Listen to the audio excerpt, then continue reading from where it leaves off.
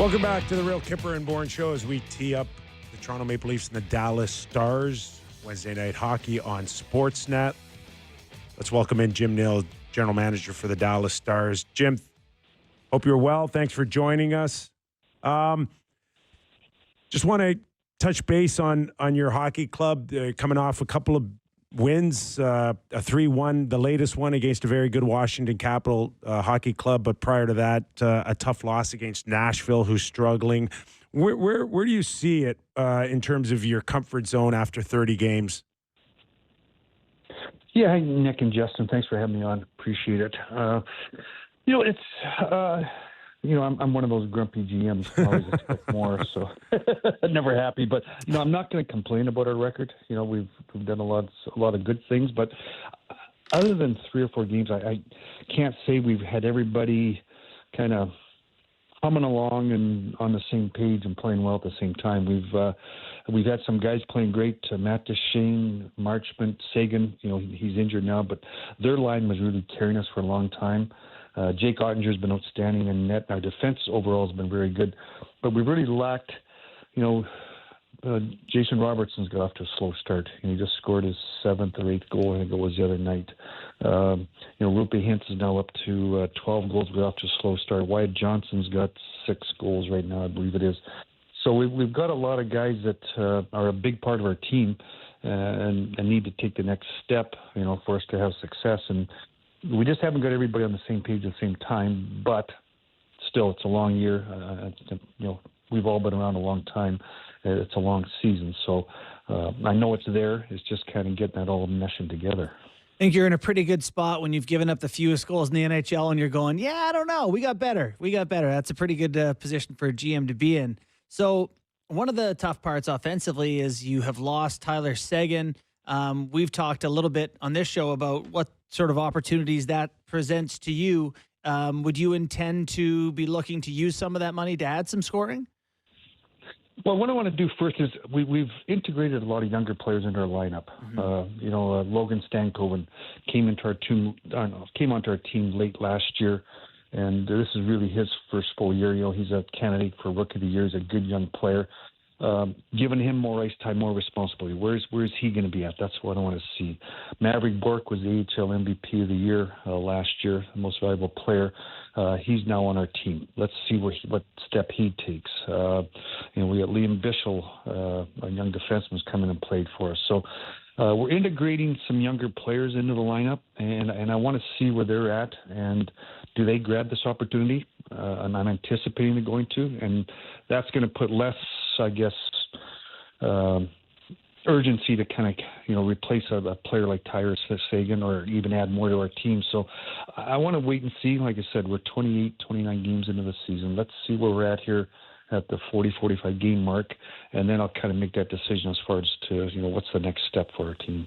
Jim, just from afar, it just seemed the last few years, as you just kind of pointed out, that you had those veterans for sure, and I'll include Pavelski before he shut it down, and then the young kids, and then at times do you look at your lineup and speak of that gap in between, and as much as you want to give experience to Logan and Sam and the rest of them, they still can't get older. They can get more experience, obviously, as they play each and every game, but ultimately, do you need a gap somewhere to bridge the two sides?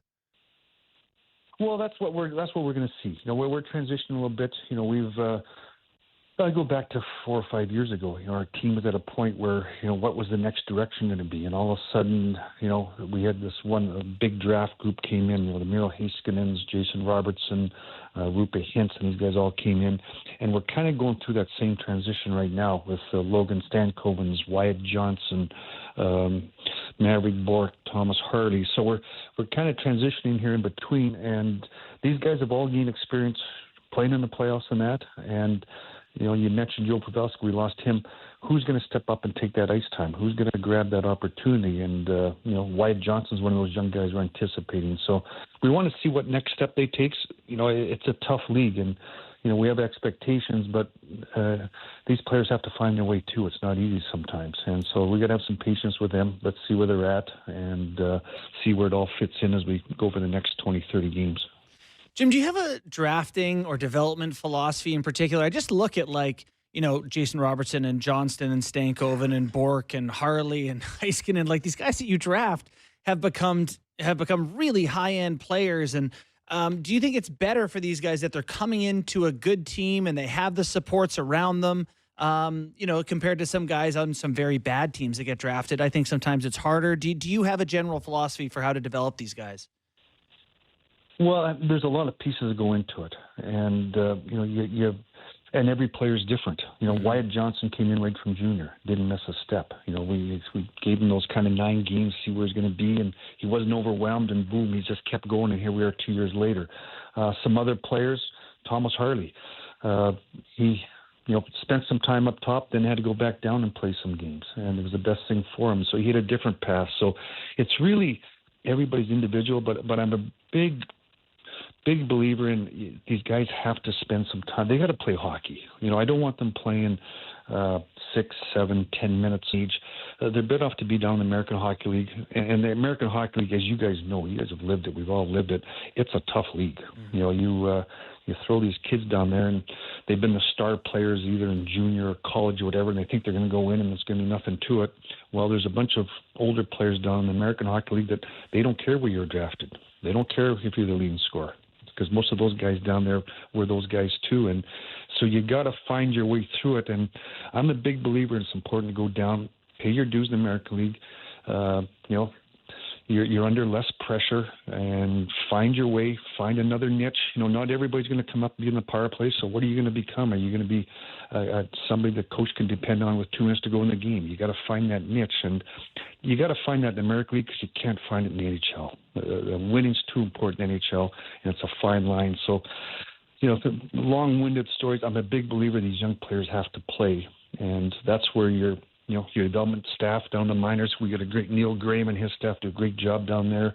The Rich Peverleys and Ben Bishops who are working with these kids in junior and college are important. So it's really the whole package comes into play, and each player is kind of individual, how you deal with them. Jim, as far as the defensive side, led by Miro Heiskanen, and I'll include Ottinger, who maybe just didn't have the best season last year. What are you seeing from the back end? Actually, our back end, we've been solid. We got a good mixture. Miro, a lot of people don't really get to know who Miro is. We play down in Dallas in a different time zone in that, but he is one of the most rounded defensemen in the league. He can do it defensively. He can do it offensively. You can play him in any situation. He's got I really compare him to me. I was fortunate.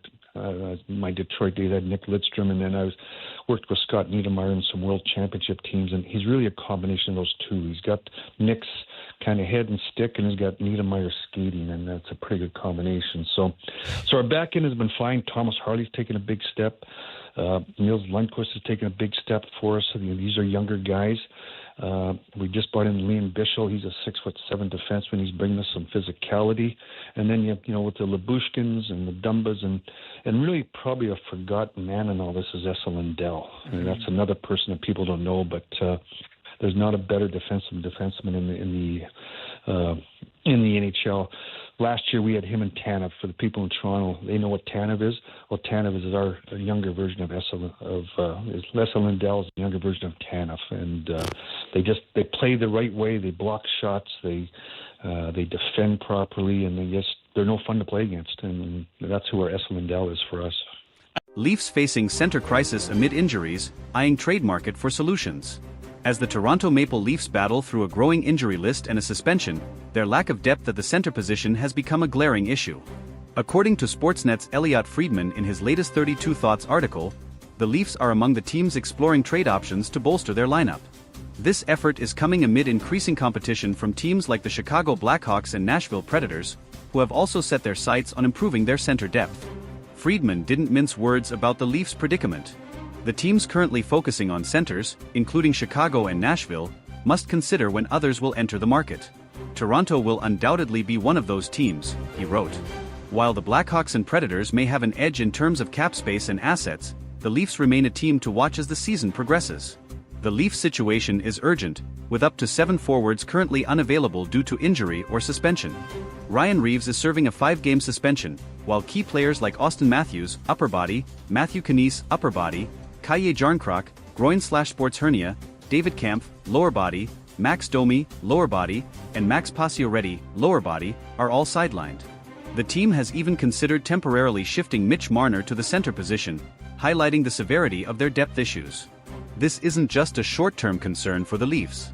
Depth at center has been a persistent challenge for the team, and while stopgap solutions like Marner could help in the interim, the front office appears keen to explore longer-term fixes. For fans of the blue and white, this has been a recurring theme. The Leafs' center depth often becomes a problem at the worst possible times. James Myrtle of The Athletic recently added more fuel to the speculation, naming several potential trade targets who could help the Leafs address their issues. Among them is Ryan O'Reilly, a familiar name for Toronto fans. O'Reilly, who signed a 4-year, $18 million deal with Nashville in 2023, might be a trade candidate if the Predators' underwhelming start to the season, 6-11-3, 31st in the league, prompts a rebuild. However, his steep price tag and history with the Leafs, including rejecting a free agency offer less than 2 years ago, make this a complex and potentially unlikely move. Other names mentioned by Myrtle include former Leaf Nazem Kadri, currently with Calgary, as well as players like Michael Granlund, Nick Jugstad, Brock Nelson, Yanni Gourde, Trent Frederick, Radek Faksa, and Sean Kuraly.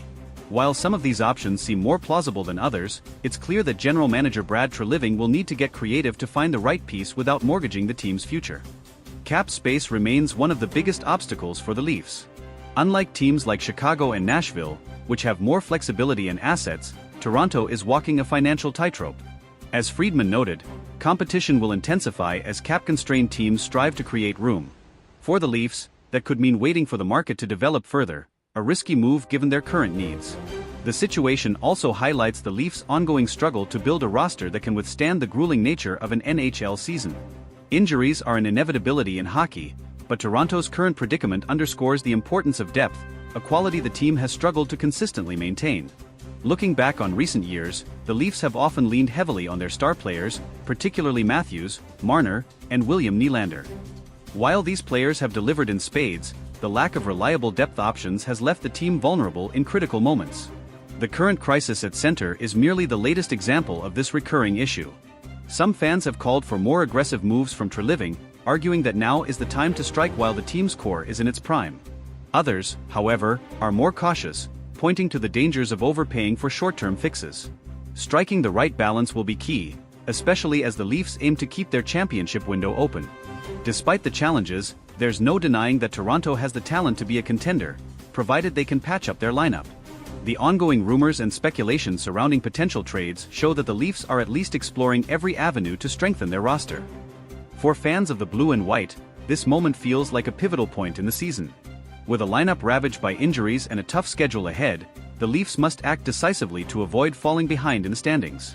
The addition of a dependable center could be the difference between weathering the storm or watching another season slip away. Whether it's O'Reilly, Kadri, or another surprise name, one thing is certain: the Leafs are under pressure to deliver.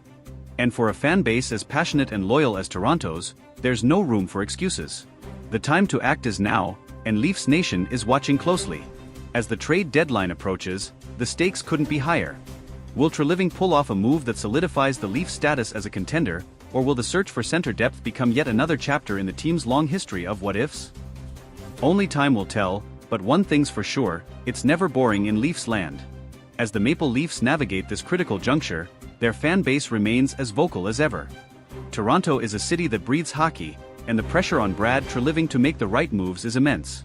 Every decision he makes, or doesn't make, will be scrutinized, from talk radio to social media, where Leafs Nation is already debating the merits of the various names being floated as potential trade targets. Among the louder debates is whether the team should prioritize a high-profile acquisition like Ryan O'Reilly or Nazem Kadri, or focus on a lower-cost, reliable center who can fill a supporting role without costing too many future assets. While O'Reilly's leadership and playoff experience make him an attractive option, his contract and recent history with the Leafs add layers of complexity to any potential reunion. Similarly, Kadri's gritty, two-way playstyle remains a fan favorite, but his cap hit and availability might render him an unrealistic target. Another factor complicating the Leafs situation is their tight salary cap. While Chicago and Nashville can make moves with relative ease due to their financial flexibility, Toronto must navigate a labyrinth of constraints to make any trade work.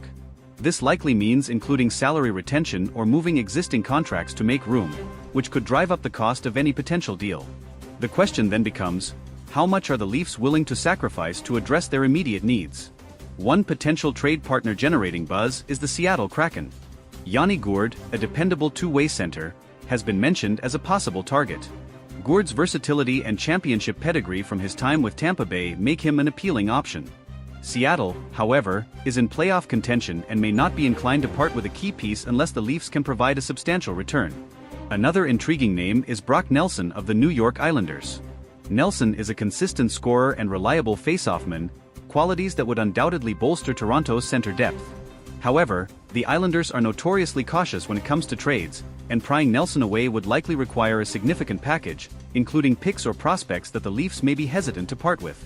For all the trade talk, some analysts believe the solution might come from within. Sheldon Keefe has shown a willingness to experiment with his lineup, and players like Pontus Holmberg or Fraser Minton could be given an opportunity to step up. While relying on less experienced players carries risks, it might be the Leafs' only option if the trade market proves too costly or slow to develop. Adding to the Leafs' urgency is the timing. The Atlantic Division remains one of the toughest in the league, with teams like Boston, Florida, and Tampa Bay continuing to dominate. Any prolonged slump could see Toronto slip further down the standings, putting their playoff hopes in jeopardy. For a team with Stanley Cup aspirations, failing to address their weaknesses could have catastrophic consequences. Brad Treliving's history as a general manager suggests he's not afraid to make bold moves. His time with the Calgary Flames was marked by blockbuster trades, including the acquisition of Jonathan Huberdeau and Mackenzie Weegar in the Matthew Tkachuk deal. Leafs fans hope he brings that same decisiveness to Toronto, especially as the trade deadline looms. Beyond the immediate need for a center, this situation underscores a broader issue with the Leafs' roster construction. Depth has been a perennial concern, and while Toronto boasts some of the league's top-end talent, their reliance on a handful of stars has left them vulnerable in moments like this. Moving forward, addressing this imbalance must be a priority for the front office if the team is to achieve sustained success. As the Leafs head into a critical stretch of the season, the next few weeks could define their trajectory.